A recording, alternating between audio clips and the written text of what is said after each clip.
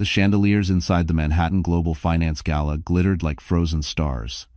But Claire Donovan could barely breathe beneath their cold light. Her palms were damp, her heart a trembling drum in her chest, and the soft fabric of her navy dress felt too tight around her waist, right where her fragile pregnancy rested. She had come tonight only to support her husband, CEO Jason Whitford, a man who once promised stability and protection. Instead, she watched him step onto the stage with a woman whose beauty felt cruelly effortless. Naomi Blake, the rising supermodel with a camera-ready smile, looped her arm through Jason's like she'd practiced it for weeks. Claire's stomach dropped. Jason leaned into the microphone, his voice smooth as glass. "This is the woman who represents the future of Whitford Capital," he announced, not even glancing at the wife, standing breathless in the corner. Cameras flashed rapid, hungry, unrelenting. Then, with a smile Claire had never seen before, Jason added, "And as of tonight, my marriage is over." A murmur rippled through the ballroom. Someone gasped. Someone whispered, "Isn't his wife pregnant?" Claire's knees buckled. The floor blurred. The back of her dress darkened with a sudden warmth. She didn't want to look. She didn't need to. She recognized the warning sign. Stress. Too much stress. The doctor had told her pregnancy was high risk, but she had never imagined the danger would begin here, under 1,000 glittering lights and 1,000,000 watching eyes. Jason didn't even step toward her. But someone else did. A tall man near the edge of the crowd, Bennett Hale, Jason's billionaire rival, watched with an expression that wasn't pity, but something sharper. Something protective, something she didn't yet understand. Claire swayed, breath thinning. And in that moment, her world broke cleanly in half. Bennett took one decisive step toward her, just as Claire felt the room tilt violently out of focus. Claire Donovan had once believed in quiet kinds of love, the kind built through shared morning coffees, whispered plans for the future, and the steady comfort of a man who promised he'd never leave. She married Jason Whitford with that hope in her chest, convinced she had finally found a partner who valued loyalty as much as ambition. But reality had a colder voice, one she started hearing long before the gala humiliation. It began subtly, late-night meetings that stretched past midnight, the scent of a perfume Claire didn't wear lingering on Jason's suit, his new obsession with image and prestige. Whitford Capital was rising fast, and Jason rose with it, shedding old layers of himself the way snakes shed skin. Unfortunately, Claire was one of those layers. Still, Claire tried. She picked up more consulting work despite her pregnancy fatigue. She cooked dinners he rarely ate, offered support he rarely acknowledged, and tried her best to create stability for little Ella, her 4-year-old daughter from a previous relationship. Jason had insisted he'd treat Ella as his own, but over the months, his affection for her thinned into tolerance, then into irritation. One night, 2 months before the gala, Claire had placed Ella's handmade drawing onto Jason's desk, a smiling family of 3 holding hands. Jason barely glanced at it before tossing it aside with a curt, "Not now, Claire. I have real work to handle." Ella saw. Claire saw. A crack formed. The second crack came when Claire discovered she was pregnant. She had walked into Jason's office, glowing with hope, only to find him staring at a modeling ad featuring Naomi Blake. He barely listened when Claire told him. He only said, "This is terrible timing. You know how investors hate instability." Instability. That was the word he used for their unborn child. From that moment, Claire's heart knew the truth, even if her mind wasn't ready to face it. Jason wasn't drifting away. He was already gone. But the final blow came 3 weeks before the gala. Claire overheard him on a call saying, "Claire's good on paper, but she's not CEO wife material." Her breath caught. He wasn't even hiding it anymore. By then, Claire was living with morning sickness, high-risk pregnancy warnings, and the growing terror that she was raising Ella and carrying a baby whose father no longer wanted them. She should have left. She should have packed her bags and walked out of Whitford Tower that day. But instead, she held on to the last thread of hope, unaware it was about to snap in front of the entire world. And she had no idea that the man who would help her pick up the pieces was already watching her life silently crumble. The waiting room at Boston Mercy Women's Clinic smelled faintly of lavender and disinfectant, a strange mix that usually calmed Claire Donovan. But today, her hands wouldn't stop shaking. She kept them clasped over her stomach, feeling the fragile pulse of the life growing inside her, a life she already feared she might lose. Claire Donovan? The nurse's gentle voice pulled her up to her feet. Inside the dimly lit ultrasound room, the monitor flickered to life. For a moment, everything felt still, quiet, sacred. A tiny heartbeat thumped softly through the speakers, and Claire's breath trembled with relief. But then she saw the doctor's brow crease. "Is everything okay?" Claire whispered, already bracing herself. Dr. Haldon hesitated a moment too long. "Your baby's heartbeat is strong," she began carefully, "but the placenta is positioned unusually low. Combined with your stress levels and your medical history, you're at high risk for complications." Complications. The word sliced through Claire like ice. "You need to avoid emotional distress," the doctor continued. "You need support, rest, and stability. Any spike in stress could trigger bleeding. I need you to really listen. This pregnancy is delicate." Support. Stability. Words that once defined her marriage, but no longer belonged to her. Claire nodded silently, blinking back tears. She wanted to tell the doctor the truth, that she was living inside a storm she couldn't escape, that the man she loved barely looked at her anymore. That Ellis sensed the tension and had started waking up from nightmares again. That Claire no longer recognized her own home as a safe place. But she said none of it. Instead, she asked, "Can I still work?" "Yes," the doctor replied, "but carefully. No heavy lifting, no intense stress. You're carrying precious cargo. Protect yourself." Protect herself. She wasn't sure she remembered how. As she walked out of the clinic, the cold Boston air stung her face. She pulled her coat tight and rested a hand over her stomach. "I'm trying," she whispered.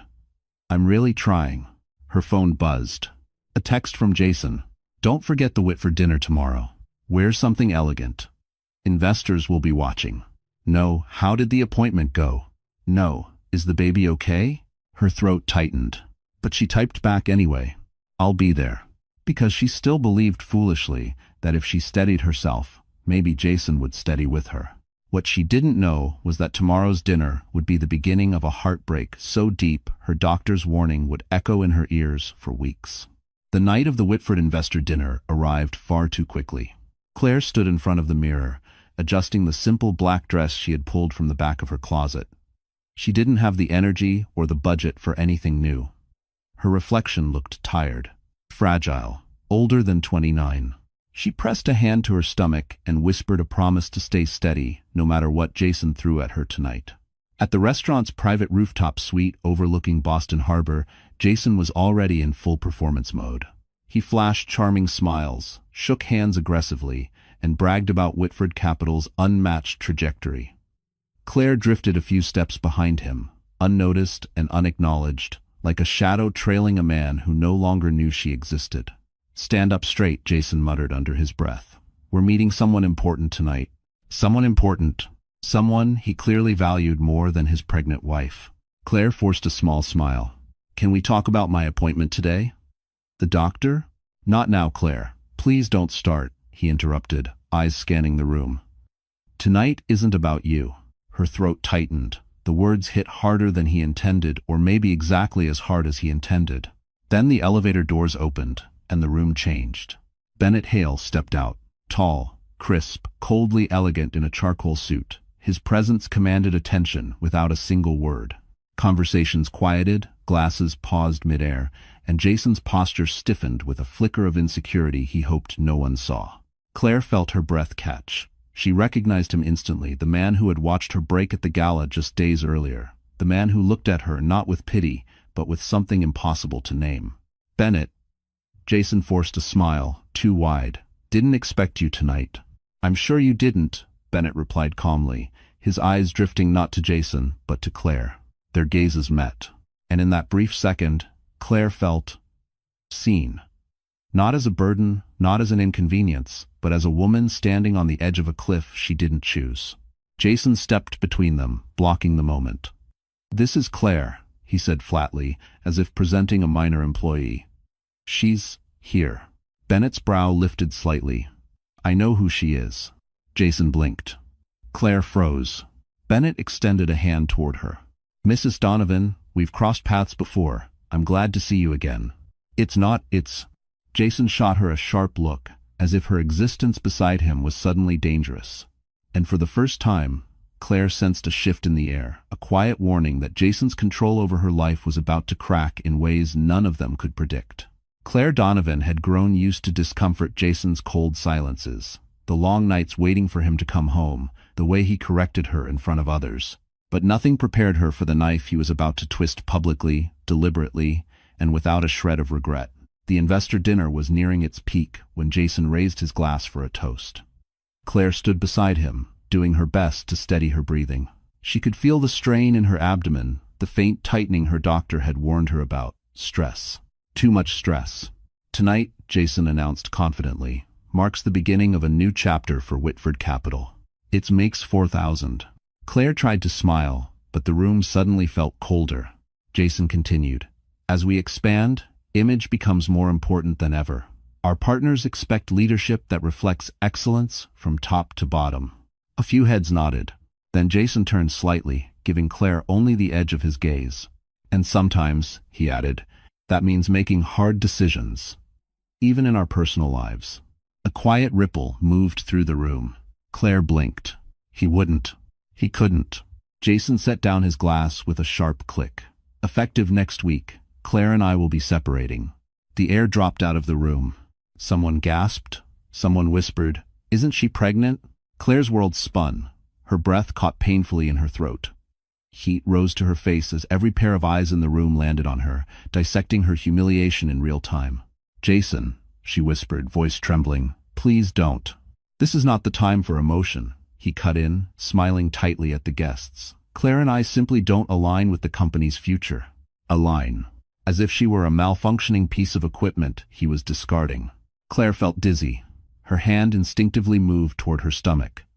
The tightening worsened. She swallowed hard, fighting the rising wave of panic. Across the room, Bennett Hale stood perfectly still, his expression unreadable, but his gaze focused, unwavering, burned through Jason's polished performance. When Jason stepped away to greet another investor, Claire slipped toward the terrace door, desperate for air. Her hands trembled uncontrollably as she pushed it open, the cold breeze hitting her like a slap. She leaned against the railing, chest tight, trying to hold herself together. Inside, Jason laughed loudly, already celebrating the freedom he had claimed. She felt something inside her crack, the kind of crack that doesn't mend. What she didn't realize was that Bennett, silently watching from behind the glass, had just seen enough to make his first irreversible decision about her future. Claire stepped onto the terrace, the cold air cutting through her thin dress like a blade. She gripped the railing, willing her breath to steady. Her doctor's warning echoed in her head. Avoid emotional distress. But how does a woman avoid distress when her husband just discarded her in front of Boston's most powerful? Inside, laughter swelled again. Jason laughed harder. Claire's heart cracked a little more. She closed her eyes, whispering, "Please, not now," as a sharp spasm gripped her abdomen. Panic fluttered in her chest. She pressed a hand over her stomach, praying the baby could hear her. "Hold on. Mommy's trying." "Claire?" Her eyes snapped open. Bennett Hale stood in the doorway, the Amber City lights haloing behind him. He looked nothing like the ruthless businessman newspapers painted him to be. In this moment, he looked concerned. "You shouldn't be alone right now," he said gently. Claire tried to smile, but it trembled into something broken. "I'm fine. You're not." She hated how easily he saw it. Bennett stepped closer, lowering his voice so the guests inside couldn't hear. What Jason did in there was calculated, cruel. That wasn't a mistake, it was a performance. Claire swallowed, blinking back tears. He wanted them to see it. He wanted them to see me fail. "You didn't fail," Bennett said, surprising her with the softness in his tone. He did. Before she could answer, the door burst open. Jason stormed onto the terrace, jaw tight, irritation flashing across his face. Not concern, not regret, just inconvenience. "What are you doing out here?" he snapped. "The investors think you ran off crying." Claire flinched. Bennett's expression darkened. "I just needed air," she whispered. "You need to stop making scenes," Jason hissed. "You're embarrassing me." Embarrassing him. As if she weren't carrying his child, as if she weren't fighting to stay upright. A fresh wave of pain hit, sharp and deep. Claire gasped and grabbed the railing. Bennett stepped forward instantly. Jason didn't move. "Claire?" Bennett's voice steadied her. "Where does it hurt?" She shook her head, breath hitching. I think I need to go home, Jason scoffed. You'll be fine. You always get dramatic when you're stressed. Bennett's jaw tightened. She's not dramatic, she's in distress. Jason shot him a glare. Stay out of my marriage, Hale.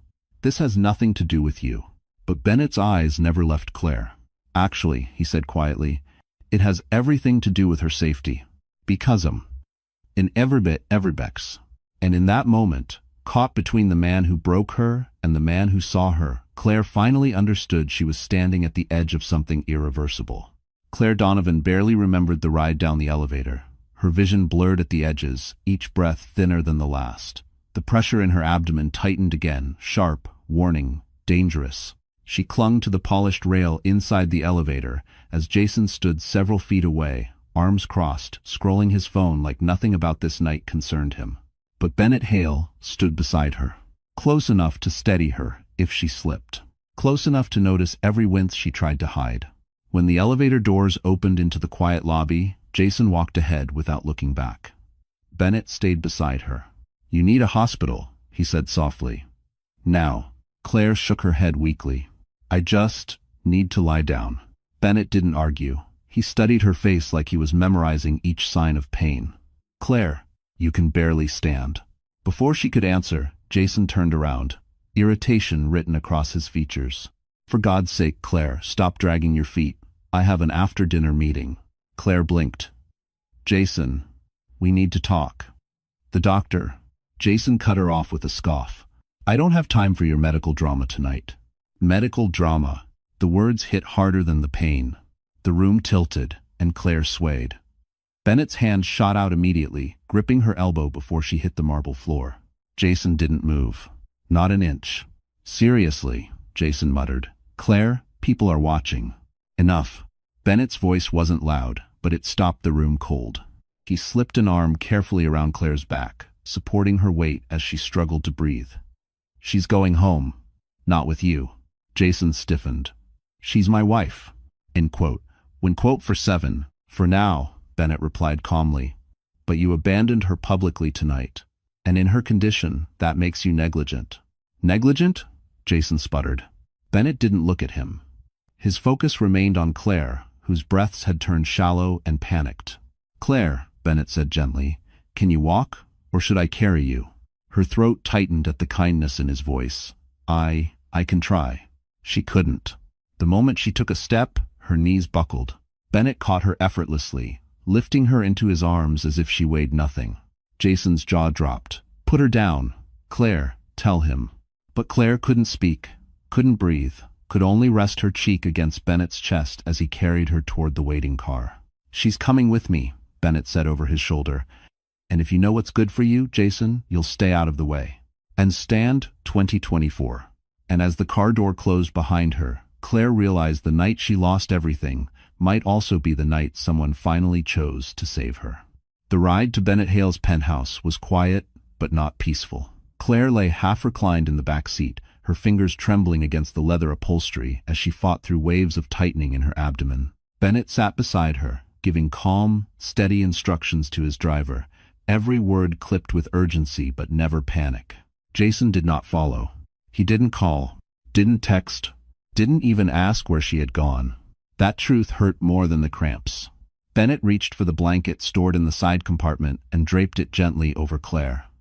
Breathe slowly, he murmured. You're safe now. Safe. She hadn't felt safe in a long time. By the time they reached the penthouse, the city lights blurred behind a film of tears. The building itself was quiet, almost reverent, with marble floors and soft golden sconces lining the halls. Bennett walked with her to the elevator, one steady hand over her back. But the moment the doors closed, Claire whispered. He didn't even look back, Bennett. His jaw tightened. Some men don't realize what they're losing until it's already gone. Claire swallowed hard. And some men never cared to begin with. When the elevator opened, the spacious penthouse greeted them, floor-to-ceiling windows overlooking Manhattan. A clean, modern interior, everything warm and quiet. Too quiet. The kind of quiet that made the night's events echo louder. Bennett settled her onto a deep velvet sofa. I'll call my physician. You need monitoring tonight. Claire nodded weakly, but before he could step away, her phone buzzed. A message from an unknown number. Claire, we need to talk. I'm not your enemy. Naomi Blake. Her blood ran cold. The supermodel. Jason's new woman. The catalyst behind everything. Another message followed almost instantly. Jason is hiding things from both of us. If you want the truth, meet me tomorrow, alone. Claire's pulse stumbled. Trouble? Bennett asked quietly. She turned the screen toward him. His expression darkened not with jealousy, but with recognition. Naomi doesn't reach out unless she wants something, he said. Be careful, Claire. A woman like her doesn't pick sides, she picks opportunities. Claire looked down at the message again, her heart thudding painfully. If Naomi wanted to talk, if Naomi claimed Jason lied to her, too, then something was far more wrong than Claire ever understood.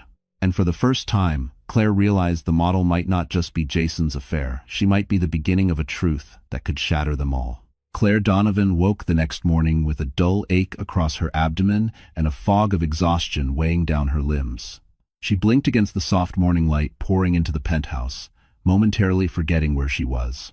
Then she heard Bennett Hale's low voice from the kitchen, speaking to someone on the phone, calm, composed, protective.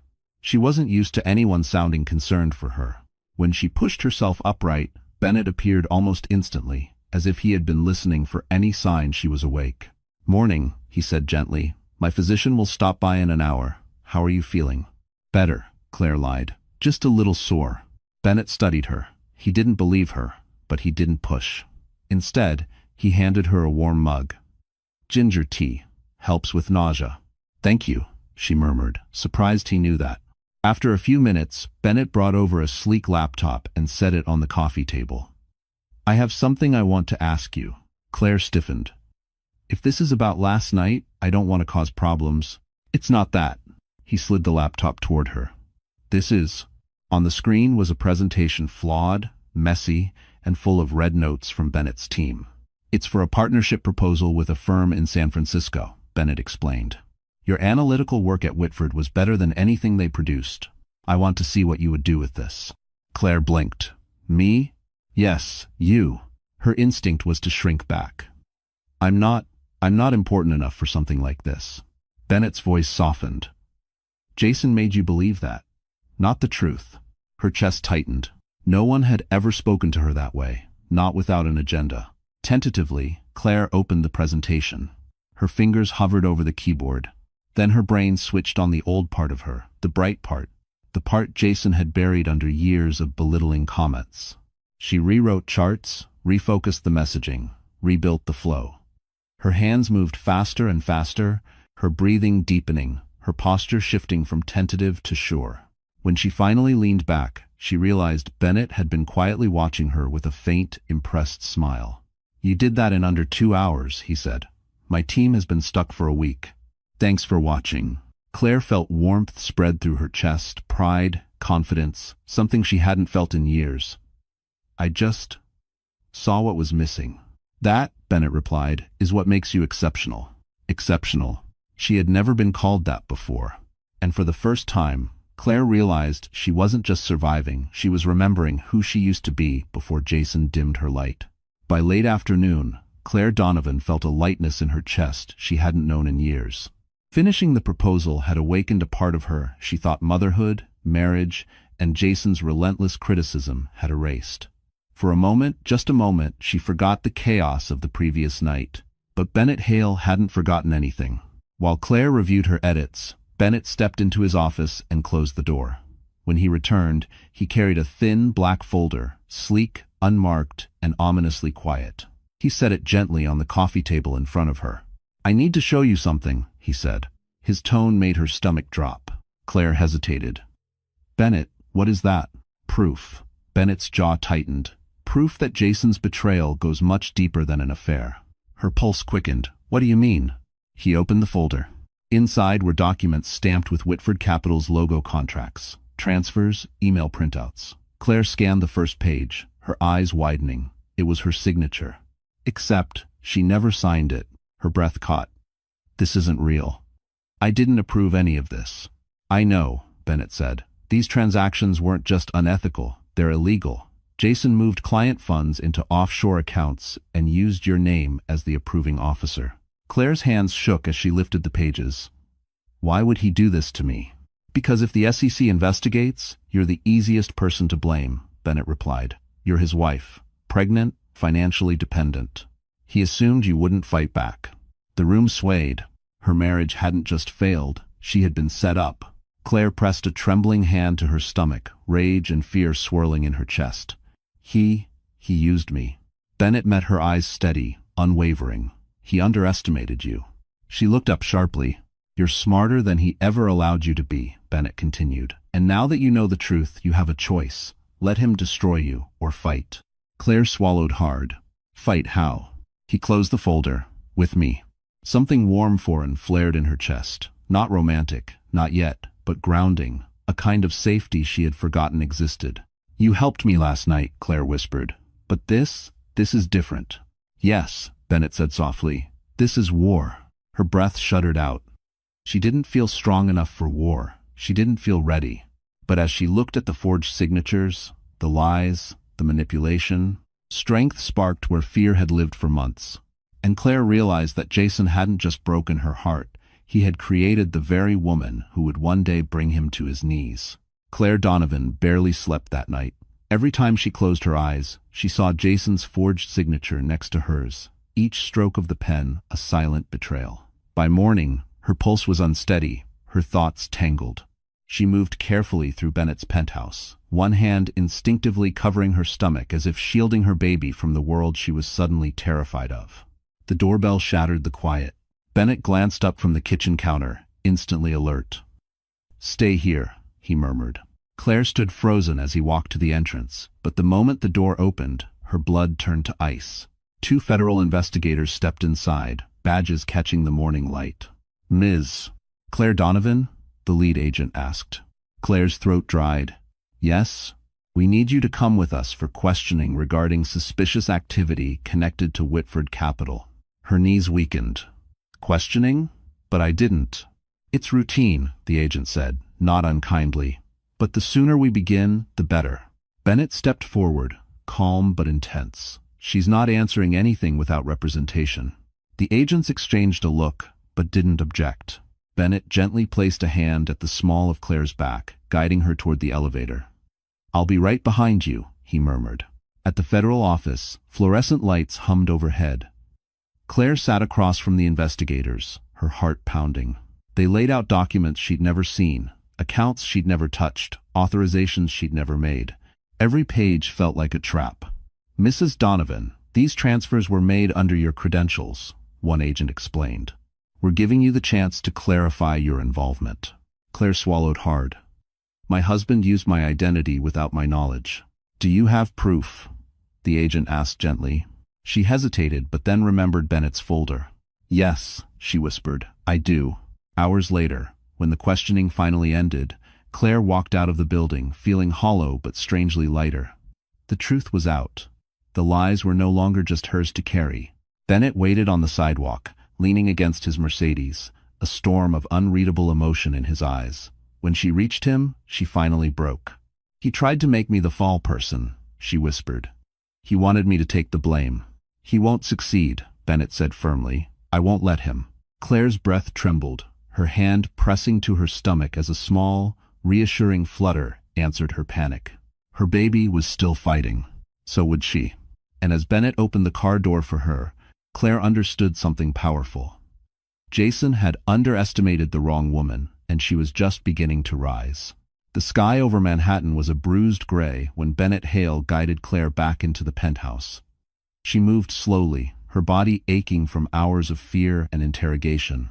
But as soon as the door closed behind them, Bennett handed her a glass of water and crouched to meet her eyes. You're safe now, he said quietly. No one had said those words to Claire in years, not with meaning. She sat on the couch, exhaling shakily. Her hand drifted instinctively to her stomach. The baby's faint movement was a whisper of reassurance, a reminder that she wasn't fighting alone. Bennett took a seat across from her, his posture strong, steady. The investigation will intensify, he said. Jason is going to panic. When men like him panic, they get reckless. Has it won? Claire's stomach twisted not from fear, but from the familiar shame of being tied to someone so destructive. He never loved me, she whispered. Not really. I think I was convenient. Bennett's expression softened. Convenience doesn't build a life. You did that on your own, Claire. You raised Ella. You built your career. You survived a man who tried to erase you. She blinked rapidly, emotions tightening her throat. I didn't survive. Not really. I let him dim every part of me. End quote. You're wrong, Bennett said. You're still here. That means you didn't break. The words hit her harder than any insult Jason had thrown her way. It felt like someone had reached into the rubble of her life and found a small, glowing piece she didn't know still existed. Then Bennett straightened, business settling over him like armor. I need you to see something else. He opened a secure folder on his laptop. Pages of financial projections, board memos, and market analysis filled the screen. This is my company's future, he said. A future I want you involved in. Not because I pity you, never that, but because your mind is the sharpest thing I've seen in years. Claire's eyes widened. You want me to work for you? I want you to lead with me, Bennett corrected. But we'll take it slow. Your health comes first.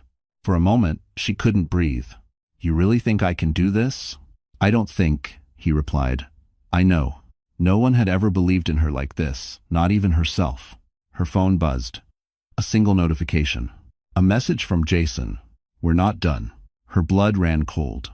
But when she looked up, Bennett was watching her with a fierce, quiet resolve.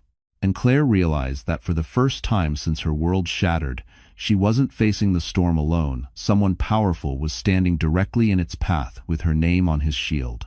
Claire Donovan sat at the edge of Bennett's guest bed long after midnight, the city humming softly outside the window. She should have been asleep, should have been resting for the baby's sake, but her mind refused to quiet. Jason's message still glowed on her phone like a threat carved in steel. We're not done. A chill crawled down her spine. Just then, her phone buzzed again, another message, but not from Jason this time. Claire, please. We need to meet. I'm not your enemy. Naomi Blake, the woman who helped destroy her marriage. The woman Jason flaunted beside him while Claire was losing blood on the gala stairs. Why would she reach out? Claire stared at the message for a long moment before typing back. Why would I ever trust you? The reply came instantly. Because Jason lied to me too. And he's planning something that will ruin you. I have proof. Claire's breath hitched. She hesitated, but curiosity and fear pushed her forward. Meet me where? Pier 17. Tomorrow, alone. Before Claire could react, Bennett appeared in the doorway, wearing a dark t-shirt, his expression alert. Couldn't sleep? No, Claire whispered. I got another message. When she showed him, Bennett read it once, then again, slower. A muscle in his jaw ticked. Naomi doesn't do remorse, he said. If she wants to talk to you, she either needs protection or wants revenge. On Jason? Claire asked. On anyone who threatens her image. His voice cooled. Jason's downfall could drag her down too. If she's flipping sides, it's not out of kindness. Claire exhaled shakily. Should I meet her? Bennett sat beside her, not touching her, but close enough for her to feel his steadiness. You don't go alone, he said firmly. Not while you're carrying a child. Not while Jason is desperate. He paused. But you should hear her out. Desperate people make mistakes and they reveal truths. Claire nodded, fingers tightening over her stomach. If she has proof, it could clear my name. It could destroy Jason, Bennett added calmly. A thought struck Claire, dark, cold, unsettling. What if he's planning something worse? What if he won't stop until I'm... She couldn't finish the sentence. Bennett's voice dropped to a quiet, protective promise. He won't touch you. Not while I'm here. Not while you're under my name. Her breath trembled, and as Claire leaned back against the headboard, she understood that this meeting with Naomi Blake might not just expose Jason, it might uncover the final truth that would turn her entire world upside down. Claire Donovan stood at the mirror in Bennett Hale's penthouse guest room, her pulse fluttering beneath her skin. Sunlight poured across the hardwood floors, catching the faint curve of her stomach beneath the soft blouse Bennett's assistant had brought that morning. She looked different. Not polished or glamorous, but awake, present, like a woman slowly remembering who she was before someone taught her to shrink. She didn't recognize the look in her own eyes, and for the first time, that wasn't a bad thing. Bennett knocked gently before entering. He held a folder in one hand and a warm steadiness in his gaze. "The meeting with Naomi is in 2 hours," he said. "We'll go together. My security team will stay nearby." Claire nodded. Her fingers trembled slightly as she adjusted her sleeves. "Bennett, why are you helping me like this? You don't owe me anything." He paused. The silence stretched, thick and honest. "I owe you the truth," he said finally. "Years ago, in a joint project, you created the analytics model that saved my company millions. Jason took credit. I knew it then, but I didn't intervene." His voice softened. "I should have." Claire blinked, stunned. "You? You knew?" "Yes." He exhaled. "And watching you be humiliated while knowing your brilliance was buried, that didn't sit right with me." Her throat tightened. "Jason convinced me I wasn't good enough, that I was lucky he married me." End quote. Bennett stepped closer, not invading, but offering space she'd never been given. "He didn't marry you because you were lucky. He married you because you made him look stable, respectable, human. He needed your light, Claire. He just never expected you to realize it." Claire swallowed hard. "I feel stupid for letting him shrink me." "You weren't stupid," Bennett said. "You were loving. There's a difference." "I think strike 7. The words hit deep, shaking loose emotions she'd kept buried beneath years of condescension. Then Bennett handed her the folder. "These are the internal files Naomi might reference today. I want you to see the whole picture before she speaks." Claire's eyes scanned the documents, emails between Jason and unknown contacts, transactions marked confidential, coded payments she didn't understand. But one thing was clear. Jason's corruption went far beyond their marriage. "He used my name for this," she whispered. "Yes," Bennett said, "but today we start taking it back." Claire placed a hand on her stomach, breathing slowly, deliberately. "I'm terrified." Bennett nodded. "Courage doesn't exist without fear. And you, Claire, you're braver than you think." She lifted her chin. For the first time in years, she believed it. And as she followed Bennett out the door, Claire realized she was stepping not into danger, but into the beginning of the woman she had never been allowed to become. Pier 17 was colder than Claire expected. The wind off the water nipped at her cheeks as she stood beside Bennett, who kept a careful distance, close enough to protect, far enough not to overwhelm. His security team lingered in the background, discreet but alert. Naomi Blake arrived 10 minutes late, wrapped in a beige trench coat, sunglasses covering half her face. But even behind the glamour, Claire sensed something different: fear, sharp and restless. Naomi glanced around before stepping closer. "You didn't come alone." Claire lifted her chin. "I'm done walking into traps." Naomi smirked softly. "Good, because Jason is setting one for you." Those words sliced straight through her. "Explain," Claire said. Naomi pulled out her phone, swiping to a series of screenshots, emails from Jason, messages to intermediaries, coded notes regarding offshore accounts. But the most damning part was the last message. "Claire signs everything. She doesn't even read it. If the investigation lands, she'll take the fall." Claire felt her knees weaken. "He planned this?" Naomi nodded. "From the moment he knew you were pregnant. He said you'd be too emotional, too distracted to notice. But then I found out he was using my name in side deals too. I won't go down for him." Bennett's jaw tightened. "We'll take this to the authorities." Naomi's gaze flicked to him. "Careful, Hale. Jason thinks you're behind the investigation. He's spiraling, desperate." Claire's heartbeat stumbled. "Desperate enough to hurt me?" Naomi hesitated, a telling silence. Before anyone could speak again, the sharp click of shoes echoed behind them. Claire froze as a familiar voice cut through the harbor wind. "So this is where you've been hiding." Jason Whitford stepped forward, eyes bloodshot with fury, jealousy, and something much darker. He looked at Claire, not Naomi, not Bennett, her. "You ran off with him," Jason spat. "After everything I've done for you?" Claire's breath caught. "Everything you've done? Jason, you set me up for felony charges." Jason's expression twisted. "I did what I had to do. You were dead weight." And Fortman. Bennett stepped between them, calm but threatening. "You need to leave. Now." Jason's eyes darted to Bennett's hand, hovering protectively near Claire. Something snapped inside him. "You think she's yours? She's my wife." "Until the paperwork clears," Bennett said coolly. "And trust me, Claire is not coming back to you." Jason lunged forward. Bennett moved faster. He blocked Jason with one arm, forcing him back with effortless strength. Jason stumbled, caught off guard by a man who refused to break. Security closed in. Jason glared at Claire, voice cracking with rage. "You'll regret this." But Claire didn't flinch. For the first time, she wasn't afraid of him. And as Bennett guided her away, Claire knew this confrontation wasn't the end. It was the moment Jason realized the woman he tried to break was rising beyond his reach. Jason Whitford didn't disappear after Pier 17. If anything, the encounter cracked something volatile inside him, and like every man who has coasted too long on power without consequence, he mistook fear for control. 2 days later, Claire Donovan watched breaking news scroll across Bennett Hale's massive living room TV.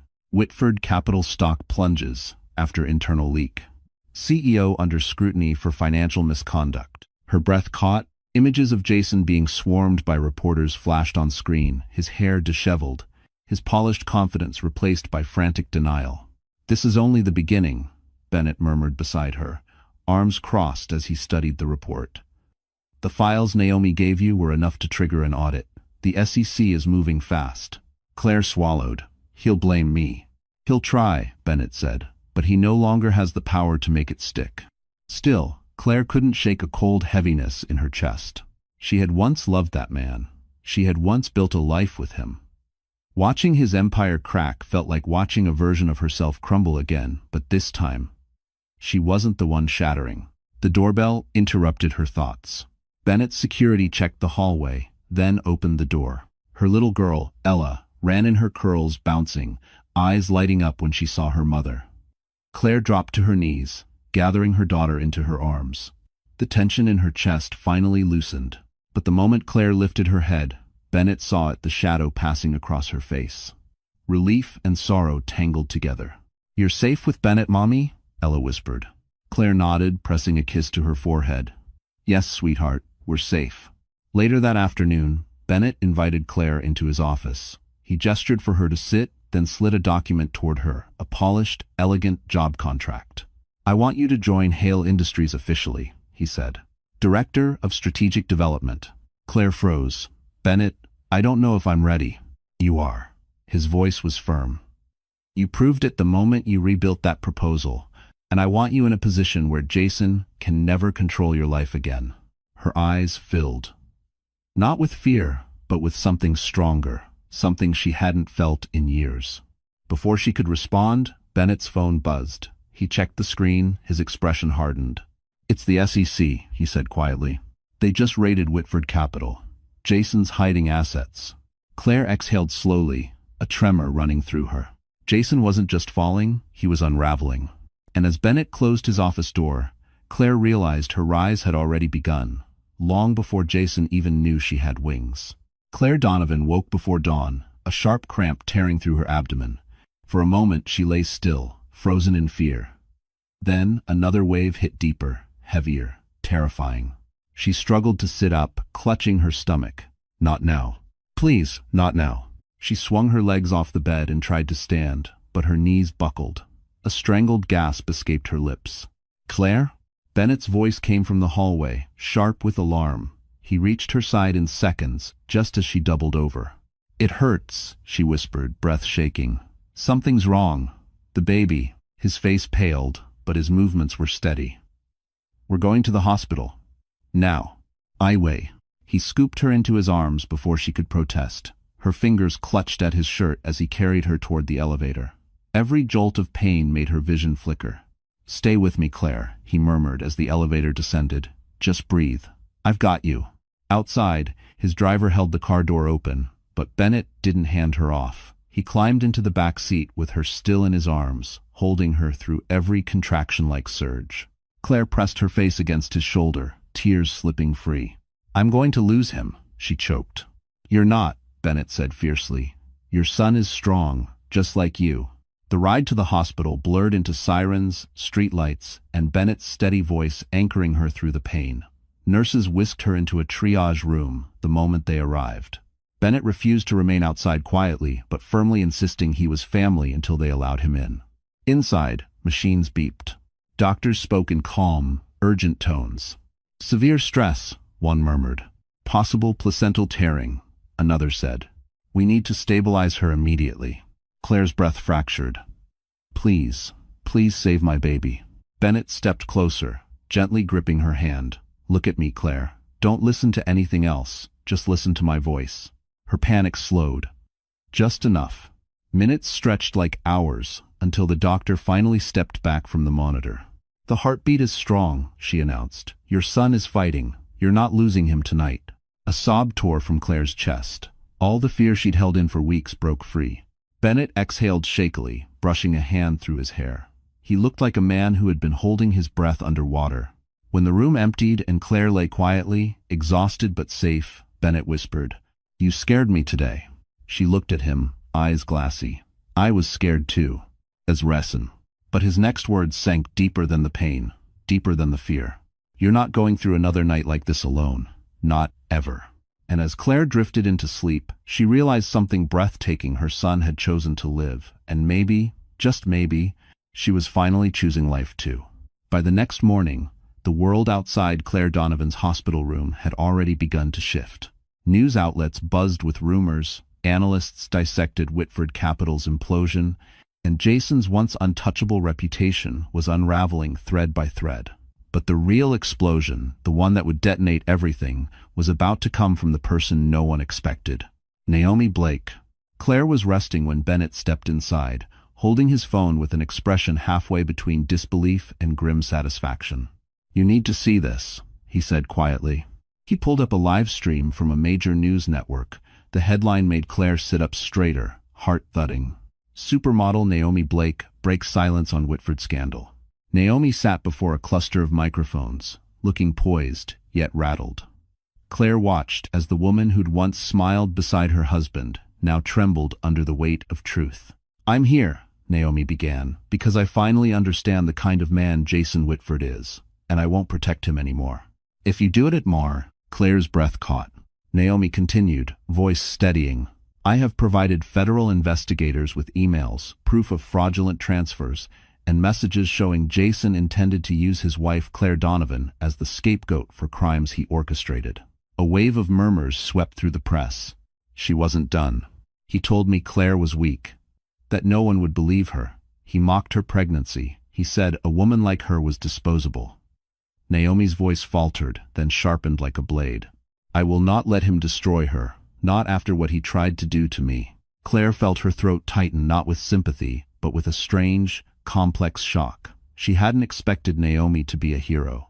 She hadn't expected her to be anything but another wound. But in this moment, Naomi was detonating Jason's life from the inside out. Bennett muted the phone. "This will accelerate everything." Claire pressed a shaking hand to her stomach. She didn't have to do that." "No," Bennett agreed. "But she wanted the world to know the truth, and she wanted to save herself. Either way, it helps you." Before Claire could respond, Bennett sat beside her. "Jason will spiral harder now. His alliances are gone, his company is bleeding, and the narrative is shifting in your favor." Claire stared at her trembling hands. "I never wanted revenge."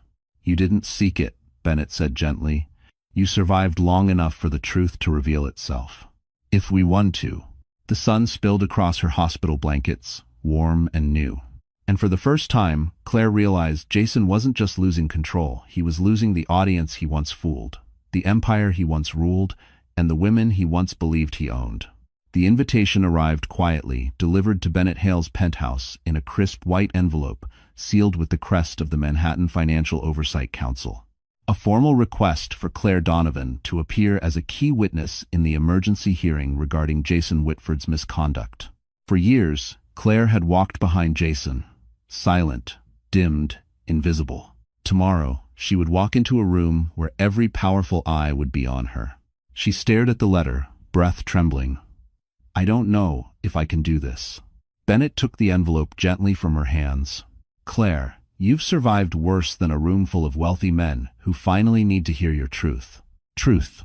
She had spent years swallowing it until it calcified in her chest. Now she had to speak it aloud. The next morning, Claire dressed in a simple navy dress, elegant, quiet, but strong. Bennett insisted on escorting her, though he walked beside her rather than leading the way. His presence was steady, grounding, protective, without suffocating. When the doors opened to the council chamber, cameras flashed. Reporters leaned forward. Executives whispered her name, surprised to see the woman they once dismissed now walking with unshakable purpose. Jason was already seated at the defense table. He looked nothing like the man she married. He looked cornered, sweating, twisting anxiously in his chair. His eyes widened when he saw her. "Claire," he breathed, almost pleading, "don't do this. You don't understand." But Claire walked right past him. The hearing began. Officials questioned Jason first, and he buckled quickly, stumbling over lies that used to come effortlessly. Then the chairman turned to Claire. "Mrs. Donovan, please explain your involvement." Claire rose. The room fell silent. Her voice didn't shake. "My involvement," she said steadily, "was being married to a man who believed my silence was his shield. A man who forged my signature on illegal transfers because he assumed I wouldn't fight back." A ripple moved across the chamber. Jason paled. Claire continued, "I was loyal, I was patient, I was blind, and he used all of that to build a story where I was the villain. But I'm done letting someone else narrate my life." Jason slammed a hand on the table. Lies, she knew. But the chairman raised a hand. "Enough, Mr. Whitford. We have evidence from multiple sources, including Miss Blake. Bides, also D." Jason's mouth fell open. Naomi, seated behind Claire, gave a tiny nod. Claire stepped back, heart pounding but light. Free. The room saw her, heard her, believed her. Bennett's eyes met hers across the chamber, full of pride, not possession. And as Jason's world collapsed under the weight of Claire's truth, she understood something profound. She hadn't just testified, she had reclaimed her voice. The verdict came faster than anyone expected. By late afternoon, the council released its findings. Jason Whitford was guilty of financial manipulation, fraud, and intentional framing of his spouse. His assets were frozen, his title revoked, his public reputation once polished like marble shattered beyond repair. Claire Donovan watched the broadcast from Bennett Hale's penthouse, her hand resting gently on her stomach. For the first time in months, she breathed without fear pressing against her ribs. Jason was escorted out of the building in handcuffs. Handcuffs. A man who once dictated her every step was now stumbling through a sea of cameras, exposed and alone. Bennett stood behind her, not touching, but present with the quiet strength she'd come to rely on. "It's over," he said softly. But Claire shook her head. "No, it's finally beginning." 2 weeks later, spring sunlight warmed the Boston Gardens, where Bennett had arranged a small private ceremony. Not extravagant, not loud, not shaped by the expectations of the world, but intimate and true. Claire wore a simple white dress that floated around her growing belly. Ella held a bouquet of baby's breath as she twirled through the grass, giggling with the freedom of a child who finally felt the tension leave her mother's body.